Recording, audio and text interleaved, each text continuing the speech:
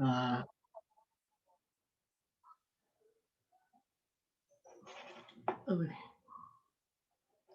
eee, Adanya eksploitasi air tanah yang mengakibatkan, terjadinya amblasan, ya, sehingga mengakibatkan, eee, adanya genangan baru, ya.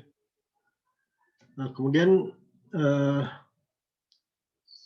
perkembangan kota, ya, yang menyebabkan, limpasan air permukaan atau runoff, meningkat, ya, sehingga, memerlukan, pengendalian debit, terutama debit puncaknya, ya. Jadi kalau, di sini kita lihat, ya, sebelum adanya konstruksi, ya, di mana, eee runoff, eee, runoff-nya kecil, ya, aliran bawah tanah, ya, cukup besar yang nanti akan jadi, mata air, jadi air tanah, ya, jadi simpanan air tanah. Tapi setelah adanya pembangunan maka, runoff-nya menjadi lebih besar, ya. Nah, dan kalau kita lihat di grafik ini mengakibatkan, eee eee, debit banjirnya ini tinggi, dibandingkan sebelum adanya, pembangunan ini, ya.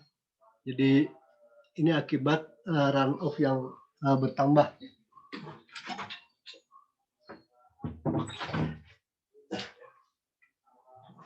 Ya.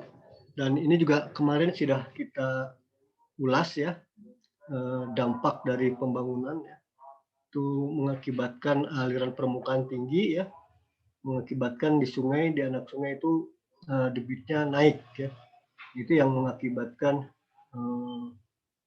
banjir ditambah lagi dari, hal-hal lain, ya, seperti, eee, sikap kita, ya, dalam, memandang sungai, ya. Nah, kemudian, eee, perkembangan kota yang memang, saya katakan barusan, eee, masih membuang sampah, ya, kemudian ya intinya masih menganggap sungai ini halaman belakang, ya. Jadi kita membuang sungai, ya, kurang memelihara, ya. Nah, ini juga, eee eee, dampak, ya, dari cara pandang kita yang, eee, keliru, ya. Nah, dari sini,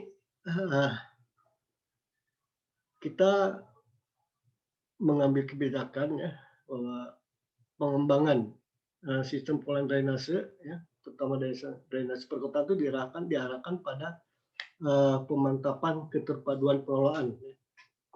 Terutama menuju drainase perkotaan yang berwawasan lingkungan, ya.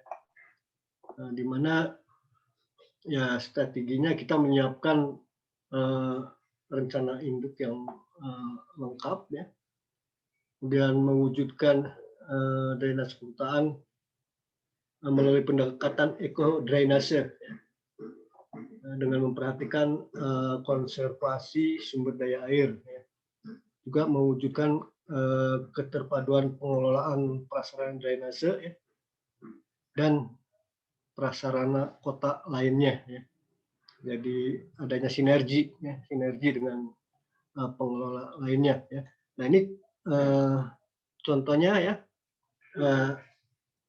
kita dari rumah, ya, itu diusahakan di saluran itu sudah ada, resapan, ya. Jadi di saluran ini, eee, sudah resapannya, tidak hanya di, rumah, tapi di saluran juga resapan. Kemudian di lahan terbuka ini, ya, diusahakan ada, lahan untuk, kesempatan air meresap, ya.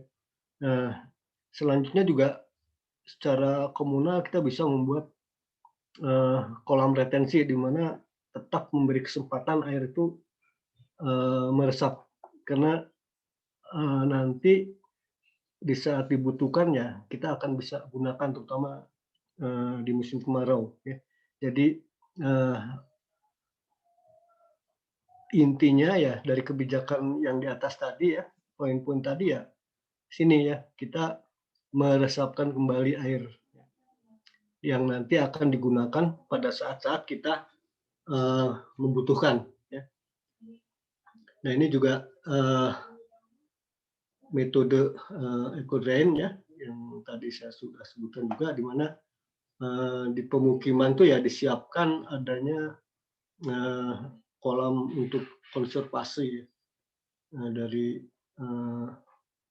drainase pemukiman sebelum dibuang ke anak sungai ya, atau sungai ya. Nah nanti dari anak sungai ke sungai ini pun masih kita usahakan agar bisa diresapkan sebelum dibuang ke laut ya, dengan membuat situ atau embung atau danau buatan ya.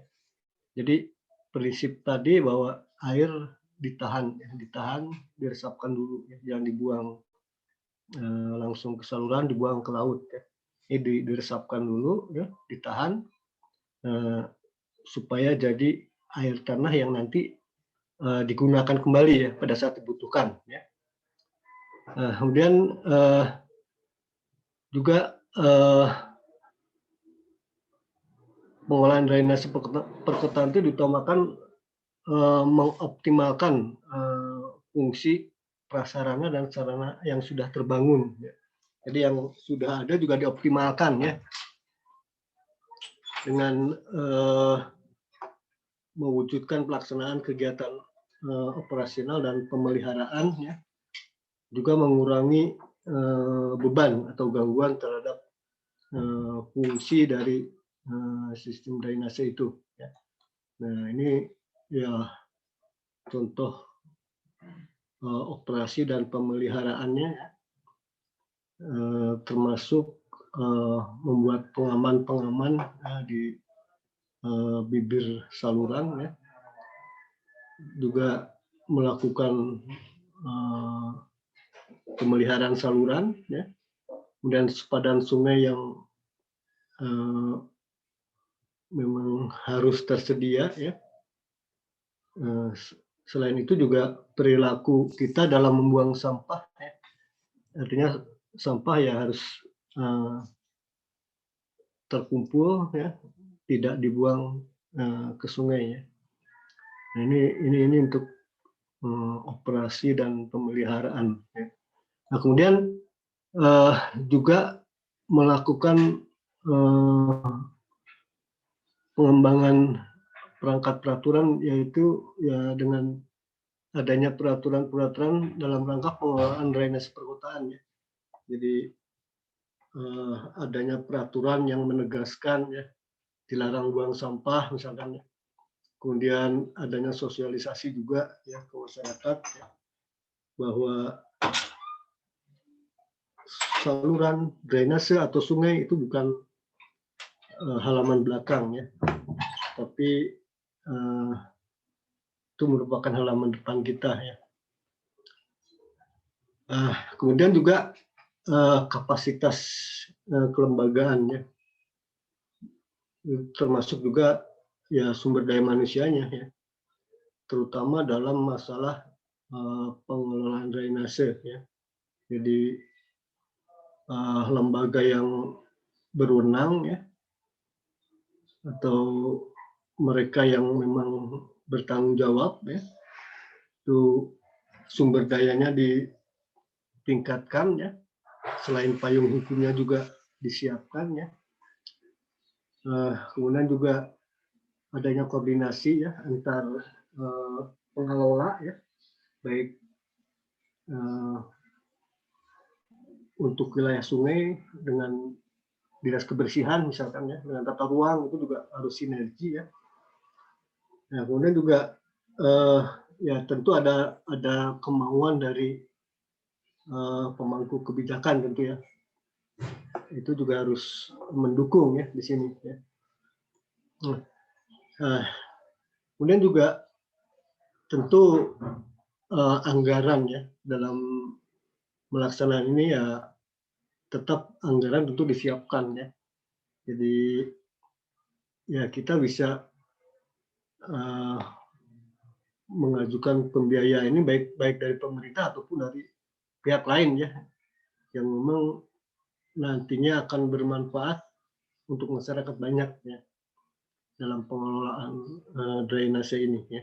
Ini juga perlu disiapkan dan dikembangkan ya, sehingga ya terwujud drainase yang memang ramah lingkungan ya. Nah, misalkan kalau di pemerintah ya pembagian antara dana APBN dan APBD ya. Itu kalau APBN misalkan ke saluran sekunder, kalau APBN misalkan saluran-saluran primer ya, atau sungai-sungai yang besar ya, muara ya. Artinya yang butuh dana yang besar tentu dikelola pusat ya. Ya, dampaknya juga tentu lebih besar. Tapi yang skupnya kecil ya mungkin bisa pemerintah daerah ya. Ada pembagian dana, dan di sini juga perlu keikutsertaan masyarakat dan swasta ya. Ini juga penting ya, terutama ya selain finansial, peranan mereka dalam memelihara dan melaksanakan semua ini ya. Nah, kemudian dalam melakukan perencanaan drainase perkotaan ya, data-data yang dibutuhkan tuh ya seperti data spasial ya, data hidrologi, kemudian sistem drainase yang ada ya, itu juga tetap kita butuhkan ya. Kemudian data hidrolika dan data-data teknis lainnya ya. Ya, seperti jaringan jalan, jaringan drainase, ya. Kemudian tempat pengolahan sampah itu juga ya harus bersinergi ya. Kalau masyarakat banyak di satu wilayah membuang secara langsung sampah ke sungai ya kita siapkan gitu loh tempat-tempat sampah di titik-titik yang memang masyarakat sering membuang sungai, sehingga perilakunya dirubah ya, membuang tempat sampah dan tempatnya kita siapkan, jangan sampai membuang sampah tapi tidak disiapkan tempatnya. Nah, kemudian juga termasuk data-data non teknis ya untuk biaya operasional ya. Kemudian untuk peraturan-peraturan terkait dengan drainase perkotaan ya. Dan ya peraturan itu ya seharusnya lebih ditegaskan lagi ya. Seperti kalau kita mau buat SIM harus punya KTP, itu kan harus, kalau nggak ada KTP nggak bisa. Kalau hal seperti itu diterapkan, misalkan pengembang harus ada misalkan membuat situ danau ya, atau kolam retensi di mana drainase dari pemukiman nah ditampung di situ. Nah, kalau nggak ada tidak bisa membangun. Nah itu juga salah satu contoh penerapan peraturan ya, kemauan stockholder ya masing-masing juga harus ditegaskan di situ. Kalau tidak seperti itu ya agak sulit memang kita. Ya. Nah, kemudian dalam pengelolaan drainase ya kita merubah ya paradigma lama ya yang tadinya air itu secepatnya dialirkan ke saluran ya, ke anak sungai, kemudian ke laut. Ya. Itu paradigma lama seperti itu. Nah sekarang kita rubah sedapat mungkin air limpasan tuh ditahan dulu, diresapkan dulu, ya, supaya meresap baik di sumur resapan, di kolam retensi, di waduk atau danau. Ya. Nah itu paradigma baru seperti itu. Jadi kita tahan dulu, baru sisanya dibuang ke saluran. Nah, juga menerapkan konsep drainase berwawasan lingkungan ya. Jadi dalam paradigma baru itu juga diterapkan gitu ya konsep drainase yang berwawasan lingkungan ya. Nah ini komponen-komponen itu tadi ya dalam pembangunan drainase perkotaan ya. Nah, Kemudian pengertian mengenai drainase ya, di sini juga drainase ya. Anda bisa baca di sini ya, prasarana yang berfungsi mengalirkan kelebihan air dari suatu kawasan ke badan air penerima ya. Nah, kalau drainase perkotaan apa ya, di sini Anda bisa membaca, termasuk di sini apa itu drainase perkotaan berwawasan lingkungan ya. Anda bisa baca di sini ya. Ini ya. Nah, jadi untuk sistem drainase perkotaan itu ya mulai dari wilayah terkecil ya, pemukiman ya, yaitu mengenai penanganan drainasenya, ya. Kemudian dampak genangan apabila terjadi hujan, ya.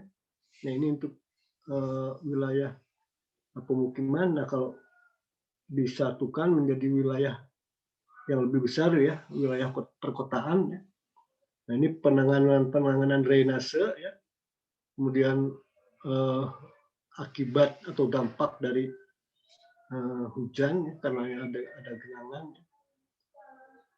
Nah, di situ juga kalau kita mulai menerapkan paradigma baru ya, nah di setiap pemukimannya harus sudah ada kolam-kolam retensi ya yang mengumpulkan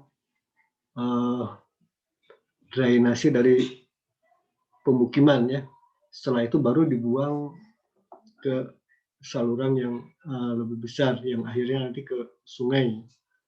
Nah, selain itu juga penanganan genangan ya. Karena memang kenyataannya ya, banyak wilayah ya. Itu bisa dilakukan perbaikan penataan ya untuk wilayah-wilayah yang memang sering terjadi genangan. Nah, kemudian untuk selanjutnya dialirkan ke sungai, tentu di sungai juga ada ya yang harus dilakukan ya. Dia bagaimana menangani limpasan ya, bagaimana mengenai sepadan sungai. Nah ini juga harus mengikuti peraturan bahwa sungai memang harus ada sepadan ya. Jadi ada space di mana masyarakat tidak boleh membangun ya, jangan sampai masyarakat sampai membangun pemukiman di tebing atau di bibir sungai. Itu juga ketegasan itu harus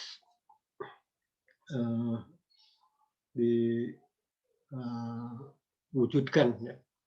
Ya kemudian juga bagaimana menangani limpasan ya apabila sungai itu terjadi luapan ya.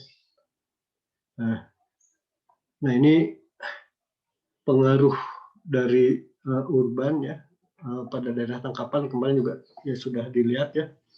Memang apabila daerah masih belum ada hunian ya, tingginya ya puncak banjirnya hanya misalkan di sini 5, tapi begitu mulai ada pembangunan dia mulai naik ya, bahkan sampai tinggi. Nah ini memang kenyataan yang ada di lapangan seperti ini. Nah kita ini bagaimana mengatasi agar debit ini ya, debit puncaknya tidak naik ya. Yaitu salah satunya ya paradigma baru tadi ya, di mana air diresapkan dulu ya, ditahan dulu ya. Ya, baru masuk ke saluran sehingga dampaknya tidak terlalu signifikan terhadap sungai ya, tidak mengakibatkan banjir ya, tidak mengakibatkan genangan ya. Nah ini kondisi existing drainase ya, persentasenya bisa Anda lihat mulai dari rumah tangga yang memiliki akses dan tidak memiliki akses ya. Nah, kemudian rumah tangga yang mempunyai sistem drainase dalam keadaan tergenang, ini ada ini datanya ya di tahun 2010. Kemudian apa itu drainase ramah lingkungan ya? Nah, Anda bisa baca di sini ya. Jadi mulai dari upaya pengelolaan air berlebih ya, atau upaya mengelola air kelebihan ya dengan cara meresapkan sebanyak-banyaknya ya ke dalam tanah ya. Itu bisa secara alamiah ataupun ya kita buat ya. Ya tapi dengan harapan si sungai itu kapasitasnya tetap bisa menampung runoff ya. Jadi artinya tidak terjadi luapan banjir, tidak apa-apa asal masih bisa ditampung di sungai. Ya. Jadi konsepnya ya dari tadinya dialirkan secepat mungkin ya ke saluran, sekarang ya ditahan. Karena apa ya? Karena runoff-nya sudah semakin besar ya. Sehingga sungai sudah di luar kemampuannya untuk menampung limpasan yang ada ya, karena akibat banyaknya tutupan lahan ya, sehingga kita perlu merubah paradigma ya, dari paradigma lama menjadi paradigma baru ya. Nah, manfaatnya tentu di sini pada saat musim penghujan ya banjir ya tidak separah ketika runoff-nya tinggi. Jadi karena sudah banyak diresapkan sehingga banjir tuh tereduksi. Jadi pada saat musim penghujan sudah tidak menjadi musibah lagi. Pada saat kekeringan kita sudah punya banyak simpanan air tanah. Nah, kemudian juga diharapkan ya dapat mengurangi dampak negatif ya di sebelah hulu, terutama adanya longsor ya di sebelah hulu ya. Kemudian ekosistem juga tetap terjaga ya.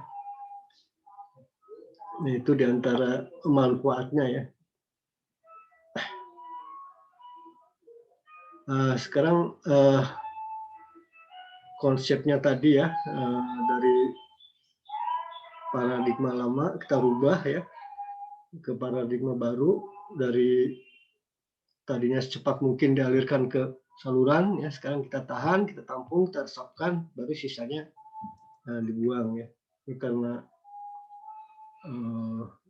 keadaan kita ya, pembangunan yang berjalan yang sudah banyak tutupan lahan ya. Nah, sekarang kita siasati ya, paradigma kita harus rubah ya. Itu ya.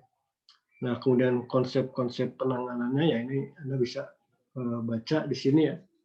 Anda tinggal baca ya. Dan penanganan dalam satu wilayah sungai ya. Karena wilayah sungai itu merupakan satu kesatuan. Tapi konsep penanganannya ya bisa dibagi ya, wilayah hulu, wilayah tengah, dan wilayah hilir. Itu masing-masing wilayah berbeda ya penanganannya. Contohnya kalau di wilayah hulu ya, limpasan air hujan itu bisa ditahan dengan melakukan konservasi hutan atau dengan tanaman keras ya. Dapat juga dialirkan terlebih dahulu ke waduk ya, atau kolam tampungan untuk diresapkan ya. Jadi konservasi ya dengan cara diresapkan ya. Kemudian baru kelebihannya ya setelah itu dialirkan ke badan sungai terdekat ya. Artinya setelah diresapkan, setelah ditahan, kalau memang masih tersisa limpasannya ya baru dibuang ke sungai. Nah, kalau di wilayah tengah ya, nah, limpasan air hujan ya melalui drainase dialirkan ke kolam-kolam tampungan ya, tampungan sementara. Nah, kalau memang lahan memungkinkan ya kita bisa buat kolam retensi ya, atau detensi ya. Nah, baru selebihnya kita buang. Atau kita juga bisa membuat kolam resapan di tiap-tiap hunian ya, itu bisa kita buat ya. Nah, ini pola penanganan untuk wilayah tengah. Nah, kalau di wilayah hilir ya sebelum dia dibuang ke laut ya kita buat dulu kolam sementara ya.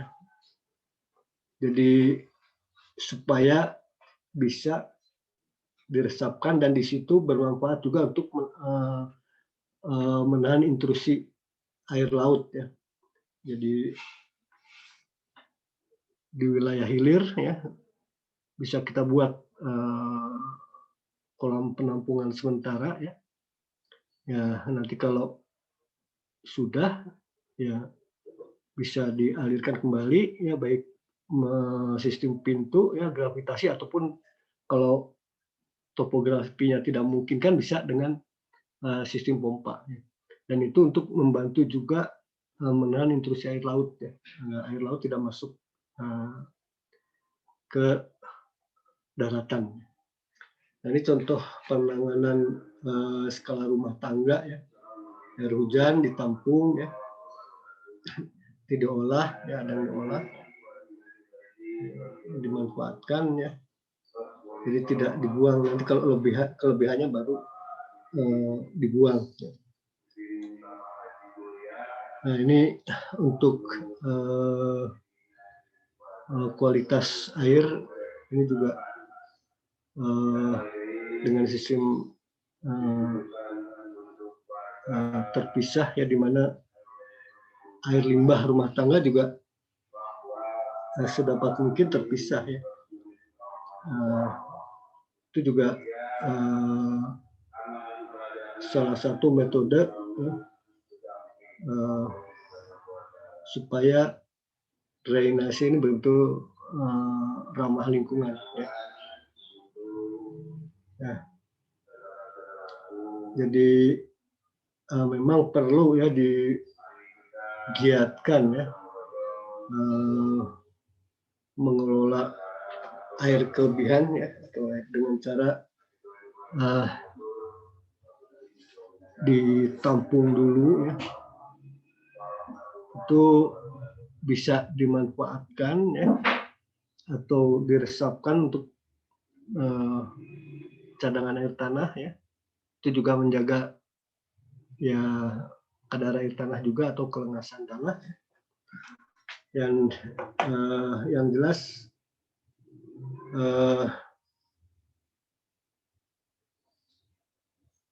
diusahakan ya tidak terjadi banyak genangan ya yang bisa merugikan ya, warga ya. Apalagi sampai mengganggu aktivitas sehari-hari ya. Nah, itu yang diusahakan seperti itu. Dan ini memang perlu lebih digiatkan lagi ya. Nah, kemudian seperti sudah dijelaskan ya, metode drainase ramah lingkungan ya, mulai dari kolam konservasi, ya, sumber resapan, ya, dari rumah ya, mulai dari hunian, tiap-tiap hunian ya, dia punya alat untuk mengelola atau memanfaatkan air berlebih, ya, terutama air hujan ya. Nah, ini contoh dari sumur resapan ya. Nah, ini juga kita lihat aspek pengelolaannya ya. Tentu sumber daya manusia ya, manusia dalam meningkatkan pemahaman ya, mengenai drainase ya, baik di tingkat pusat, provinsi maupun pemerintah kabupaten kota. Ini memang masih diperlukan ya. Termasuk juga ya pengaturan kewenangan ya, baik kewenangan pusat, provinsi maupun kabupaten kota ya, ini juga perlu.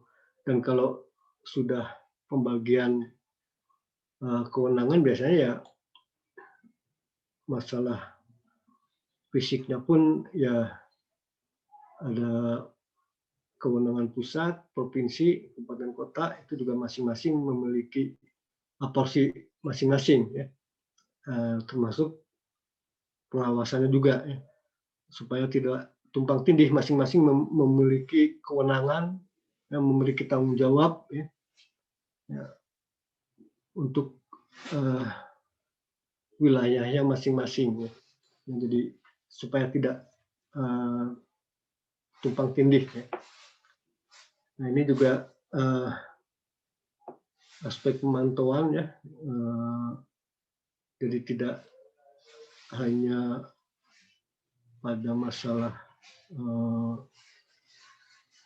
struktur saja ya. Nah, jadi selain struktur ya, nah kita juga perlu ya, penanganan masalah sosial ya. Ya memang ini tidak lepas dari masalah perekonomian warga di sekitar juga ya, termasuk tingkat pemahaman atau tingkat pendidikan dari warga itu sendiri ya. Mulai dari kondisi existingnya ya, kemudian dampaknya ya, kemudian sarananya ya. Ini semua juga harus dipantau. Tapi ini tidak terbatas hanya itu saja, tapi lebih ada hal yang penting juga, yaitu faktor masyarakatnya sendiri. Fasilitas, struktur semua tersedia, kalau ternyata tingkat pemahaman masyarakat tidak memadai juga ya kurang mendukung ya. Kemudian selalu diadakan evaluasi ya. Ya memang masing-masing ya, baik yang memiliki kewenangan di tingkat pusat, provinsi ataupun kabupaten kota ya harus melakukan evaluasi ya. Ya, semua memantau ya. Nah biasanya orang kalau sudah melakukan evaluasi, terus untuk apa hasil itu? Harusnya ya ditindaklanjuti dengan eksekusi ya dari evaluasi itu. Melakukan perbaikan dari hasil evaluasi ya. Kita lakukan eksekusi, lakukan pembenahan ya. Tidak berhenti di atas kertas ya. Jadi apa kekurangannya, apa yang dibutuhkan. Nah dari hasil evaluasi, nah itu harus ada tindak lanjutnya ya. Jadi harus ada tindak lanjutnya. Nah ini sarana dan prasarana yang harus disiapkan ya. Ini ya, ada beberapa poin ya. Ini ya.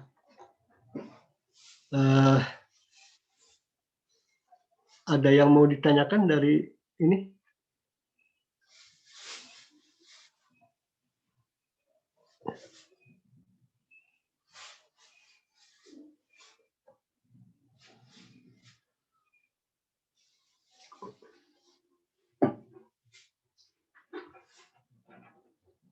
Gimana? Ada yang mau ditanyakan nggak? Bapak mau nanya, Iya. kalau misalnya buat pembersihan sungai gitu kan Pak, kalau pembersihan sungai itu kan sekarang ada yang kayak program Citarum Harum gitu ya Pak ya. Iya.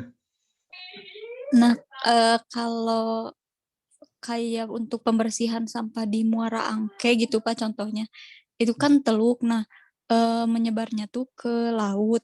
Terus itu tuh Pak si sampahnya tuh banyak mulai dari sampah domestik, terus apa ya kayak rumah tangga B3.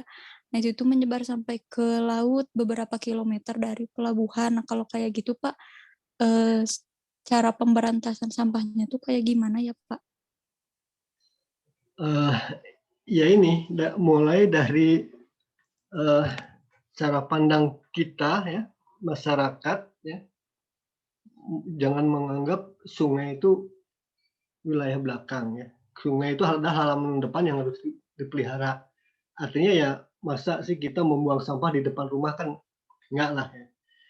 Nah, tetapi kita juga tidak bisa hanya menyalahkan masyarakat. Ketika masyarakat membuang sampah di mana? Nah, di situ memang harusnya disiapkan. Jadi selain eh, paradigma atau eh, cara pandang masyarakat ya, itu juga kita harus menyediakan di spot-spot tertentu ya, di titik-titik kumpul masyarakat tuh kita harus menyiapkan eh, tempat pembuangan sampah. Itu harus ya. Kalau tidak ya bagaimana masyarakat buang sampah kemana? Nah itu juga pemerintah harusnya merencanakan eh, titik-titik penempatan pembuangan sampah ya, itu di tempat-tempat memang eh, titik kumpul masyarakat, di mana masyarakat buang sampah itu mudah. Nah itu juga harus, jadi kedua belah pihak, masyarakat sendiri ya disiplinnya, tapi disediakan juga. Nah, itu untuk masyarakat. Nah sekarang kalau seperti limbah, ada limbah B3 atau limbah beracun, kalau masyarakat kecil kan jarang dia membuang ini biasanya dari pabrik. Nah, pabrik itu kan sudah ada peraturannya.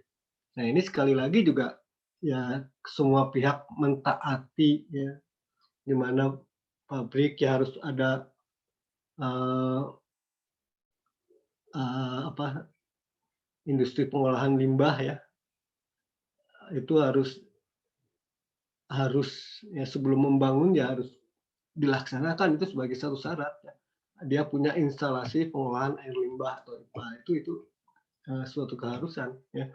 Jadi begitu dibuang ke sungai memang sudah uh, pada ambang batas aman. Nah, kalau semua itu dilaksanakan, menurut saya ya tidak akan terjadi seperti ini. Nah, masalahnya ya memang sudah terjadi, limbahnya memang sudah sebegitu parah. Nah, ini memang harus kembali ya, kembali menegaskan ya, bahwa kita belum terlambat ya. Semua peraturan ya, rencana itu sudah bagus, tinggal pelaksanaannya. Nah, kalau menurut saya ya sama-sama melaksanakan ya, baik pemerintah, masyarakat ataupun pengusaha. Nah, karena kalau tidak punya kemauan ke arah sana ya sulit. Ya. Memang betul untuk membangun industri pengolahan limbah mereka perlu dana, tapi kan kalau di awal mereka sudah komitmen membangun ya tidak akan terjadi pencemaran. Nah sekarang masalahnya sudah terjadi, ya harus kembali masing-masing komitmen ya, atau cari solusi misalkan beberapa pabrik patungan buat satu IPAL terpadu, jadi komunal untuk beberapa pabrik dibuang ke satu pengolahan. Nah itu juga salah satu solusi ya. Memang tidak seperti membalikan tangan ya. Jadi ada kemauan dari semua pihak ya. Tidak hanya masyarakat saja ya, masyarakat tidak bisa dipersalahkan begitu saja ya. Pemerintah juga begitu dan juga tidak bisa dipersalahkan. Jadi semuanya kita mulai ya buang sampah dan sungai, tapi sediakan tempat sampah. Nah, contohnya seperti itu ya. Pabrik ya jangan buang limbah ya, tapi harus diolah dulu. Nah, memang peraturannya seperti itu, komitmen. Nah, atau dana belum ada bisa patungan, satu IPAL untuk beberapa pabrik. Nah, itu salah satu solusi kalau menurut saya ya. Selain itu juga ya pelestarian lingkungan, seperti kalau di Muara ya hutan-hutan bakunya tanami kembali, dihutankan kembali, karena itu juga banyak bisa menyaring limbah. Ada limbah-limbah tertentu yang bisa disaring oleh tanaman-tanaman lokal. Menurut saya seperti itu ya. Mungkin ada pertanyaan lain? Oh iya, makasih Pak. Ya.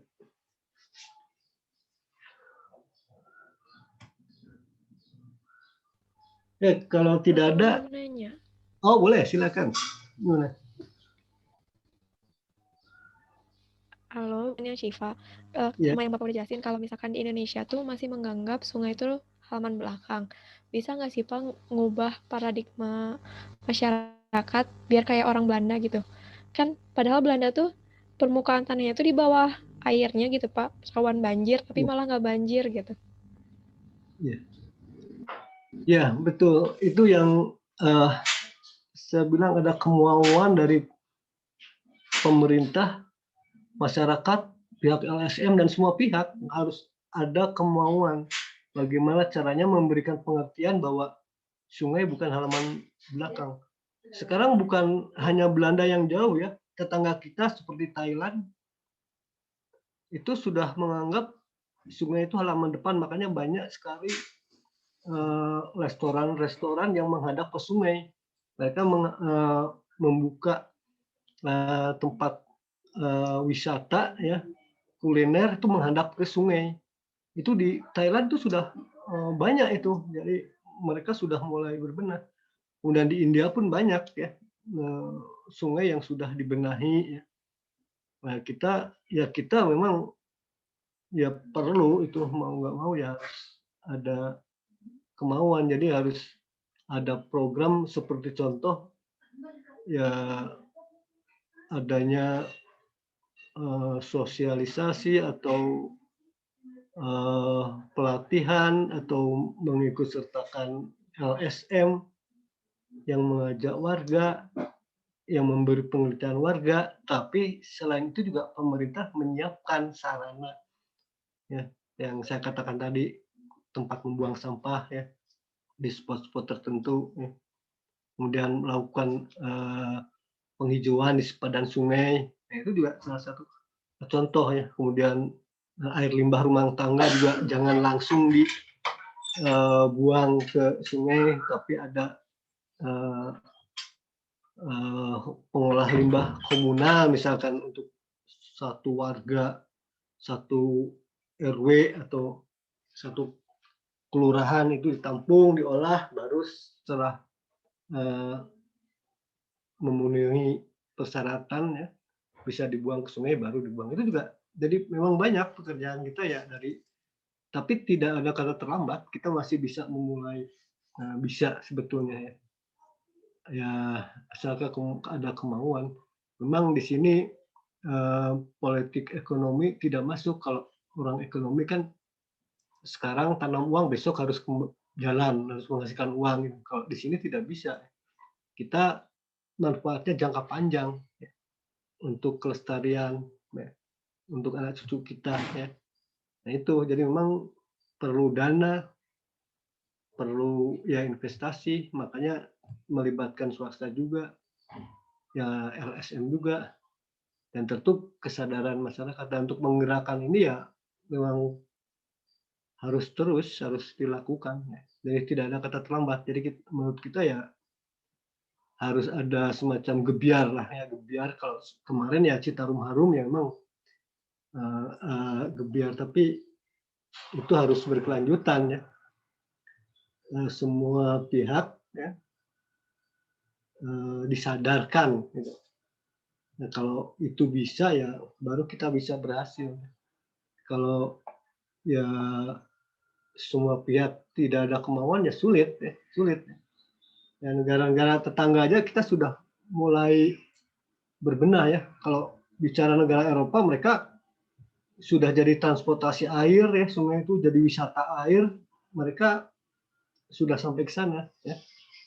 Ya, tetangga kita juga sudah mulai ya, wisata itu menghadap ke sungai ya. Ya, jelas sungainya sudah mulai ditata, ya, dihijaukan, dibersihkan. Dan itu menurut saya ya, jadi semua pihak memang harus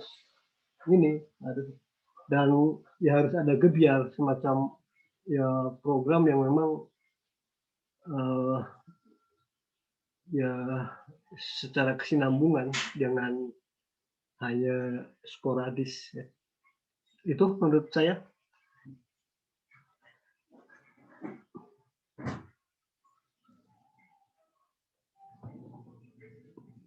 Oke, silakan ada yang lainnya. Oh iya Pak, terima kasih.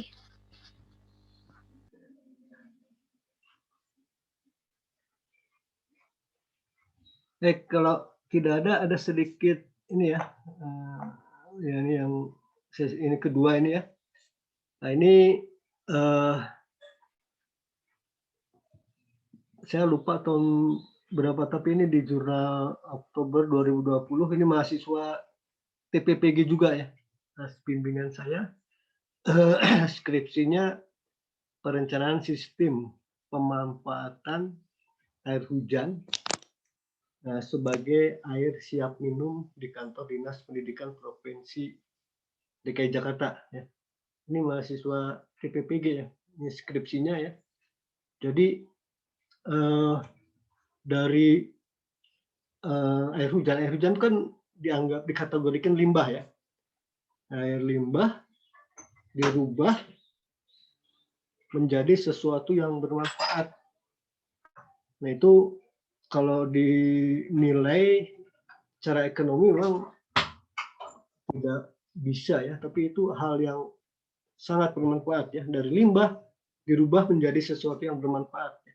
Dari air hujan dirubah menjadi air siap minum. Ya. Dan skripsi ini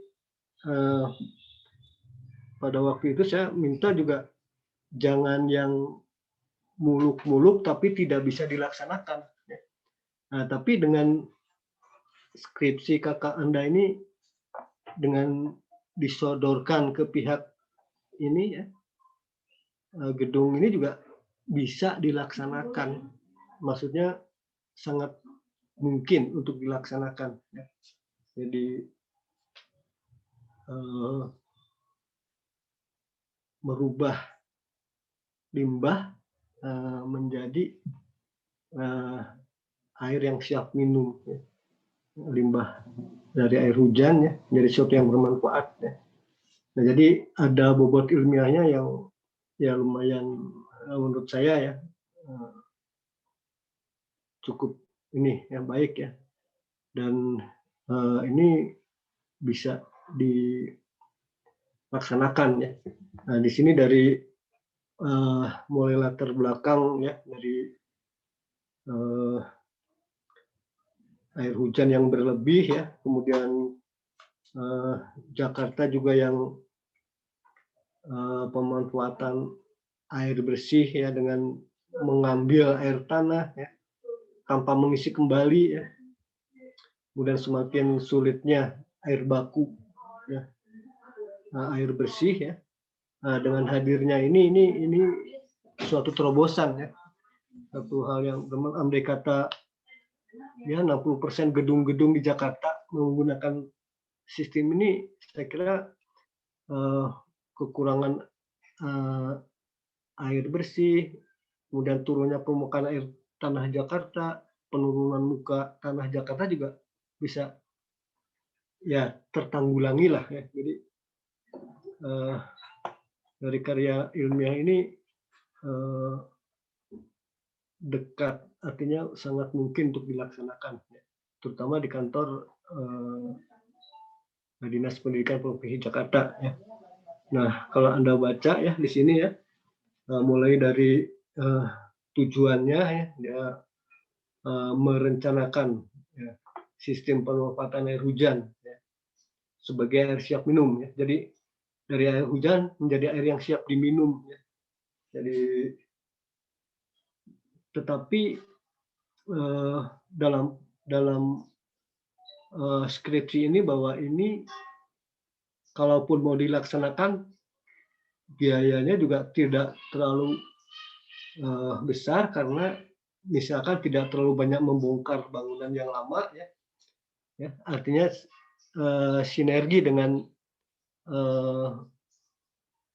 bangunan yang ada atau sistem perpipaan yang ada di gedung tersebut ya. Dan ini juga saya tekankan ya. Dan Anda bisa dilihat nanti di sini ya.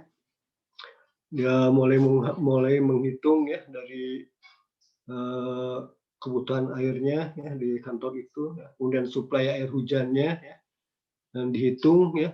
Nah ini juga dari grafik juga bahwa hujan di Jakarta ya di kantor itu setiap tahun walaupun musim kemarau ini airnya masih tersedia ya kalau ditampung cukup gitu loh untuk memenuhi kebutuhan air minum di kantor tersebut ya. Ini sudah dihitung ya, dibuat grafiknya ya. Dan ini sistem yang ada ya, yang existingnya, kemudian mengajukan ya alternatif ya di sini ya, bagaimana supaya bisa dirubah jadi air minum ya.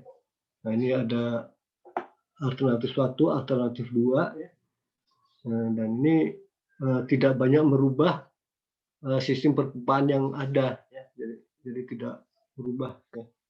Nah, ini sangat ini bisa digambarnya dilihat ya. Ini existingnya. Nah ini pengajuan beliau-beliau nih ya. Jadi bisa sangat mungkin tidak banyak membobok bangunan ya. Karena dalam satu ruang itu bisa tinggal menambahkan pipa ya, menambahkan reservoir untuk air bersih.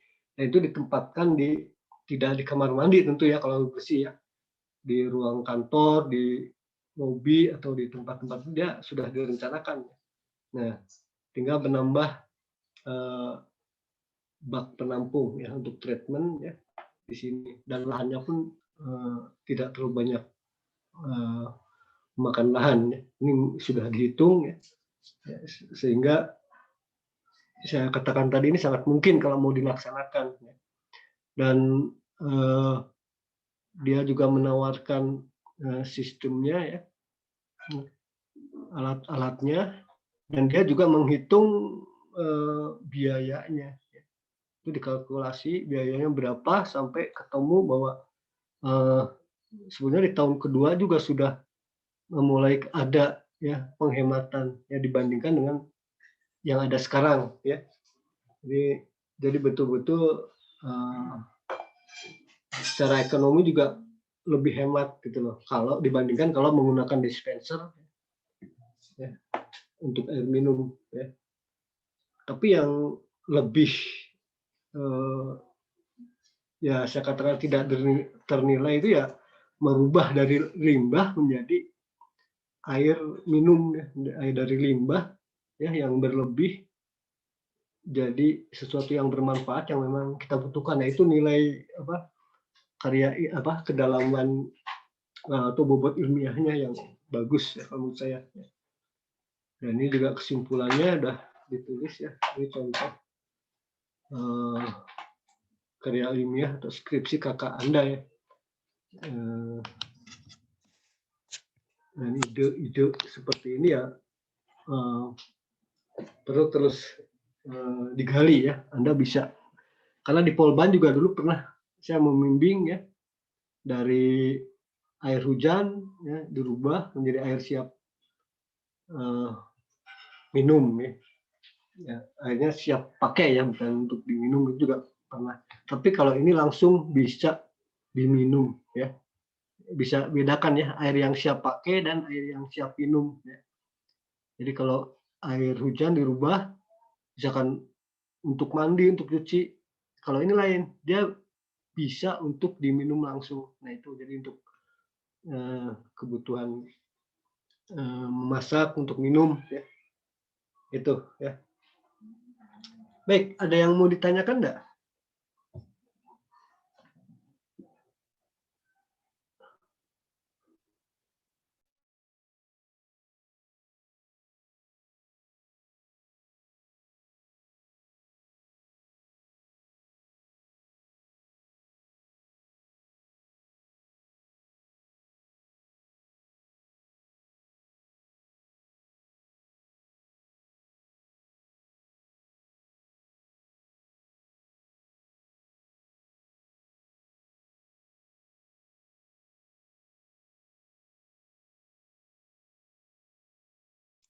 Belum ada, Pak. Belum ada, Pak.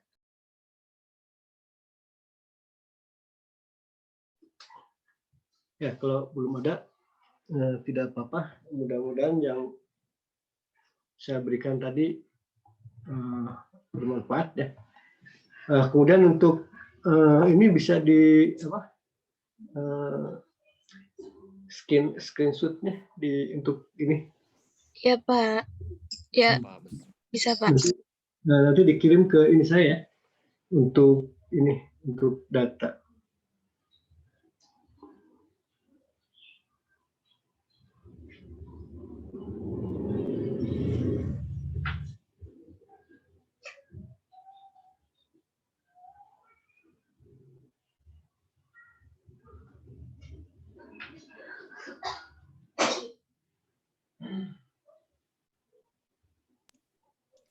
Salsa, Pujiarti, Mila, Aulia, dan Nimar, Trina, Cynthia boleh on cam.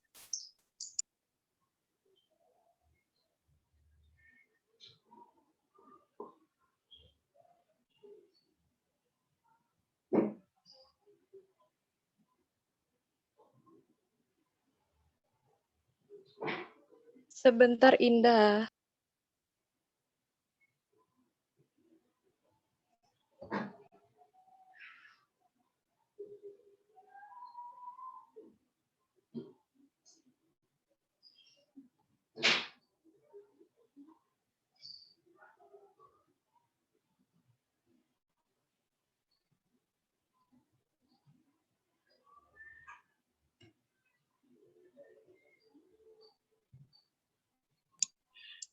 Ya, di foto ya. 1, 2, 3.